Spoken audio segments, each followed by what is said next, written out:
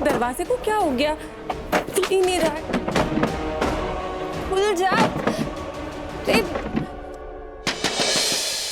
जगधात्री ताई को बुला लेती हूँ, उन्हें कब से जीजू को देखना था। मैं आती हूँ।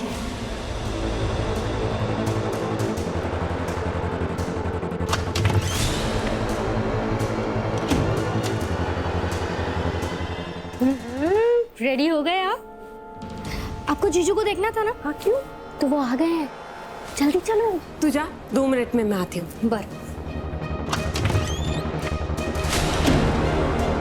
आज तपस्या के होने वाले हस्बैंड को मैं देख के रहूंगी, चाहे फिर जो भी हो जाए।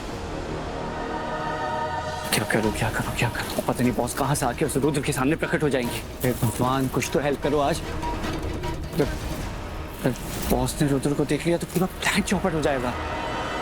पता नहीं कब तक हर एक छोटी छोटी चीज के लिए माया से पैसे मांगते रहेंगे।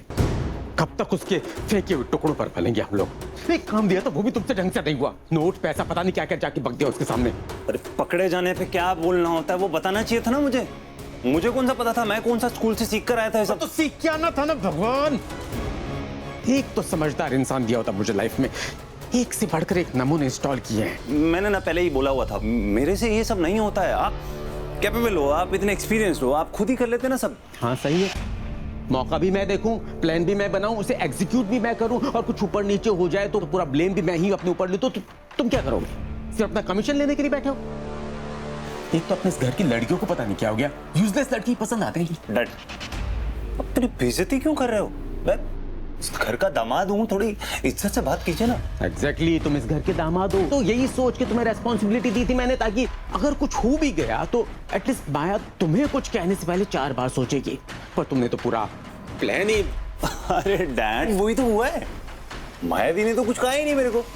इस गलतफहमी में मत रहना कि उसने कुछ कहा नहीं। वो इस बात को भूलेगी नहीं।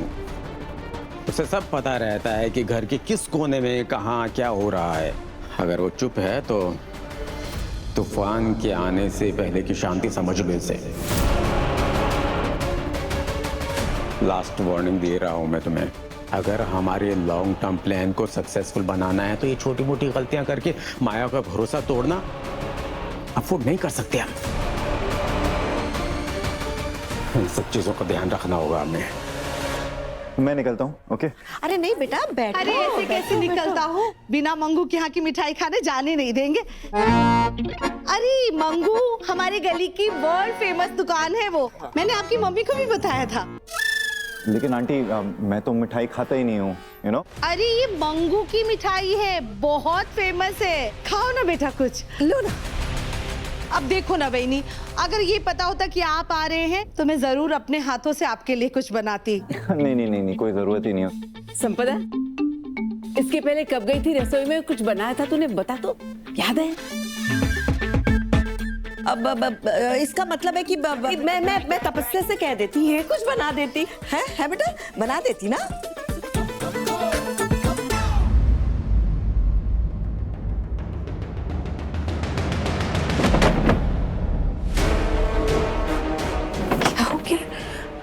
अरे ये दरवाजे को क्या हो गया? खुल ही नहीं रहा है। खुल जा। अरे अंजलि,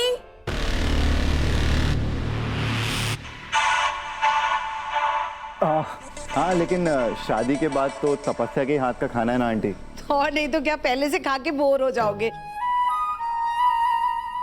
पर खड़े क्यों हो गए? बैठो ना बेटा प्लीज। ना एक्चुअली मैं बहुत जरूरी काम से बाहर निकला था, फिर मुझे ये टेडी और फ्लावर्स दिख गए तो मुझे तुम्हारी याद आ गई, इसलिए आ गया। How cute, thank you. ताई इतना टाइम क्यों लगा रही है? जीजू तो जा रहे हैं।